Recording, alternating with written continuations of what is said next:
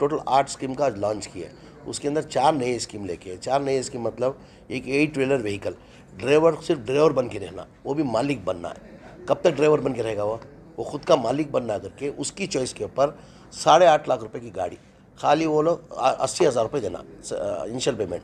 बचत का 3 लाख रुपए हमारी KMDC से सब्सिडी देते हैं। बचत का लोन हम करा के देते हैं। में जो है जो अबराड जो पढ़ने के लिए बच्चे जो बाहर जाते हैं उनकी जो पहले स्कीम थी वो स्कीम को रद्द किया गया था बीजेपी हुकूमत के अंदर। उनके लिए 20 से 30 लाख रुपए। नहीं, मेडिकल का अभी सोच रहे। मेडिकल का जो मेरिट के ऊपर जो सीट मिलता है, पिछली बार हमारी जब हुकूमत थी जब 5 लाख रुपए फीस था सालाना। फ्री अगर सीट भी मिलती है मेडिकल की तो उसकी फ़ीस होती है, पर्टिकुलरली इतना फीस भरना करके।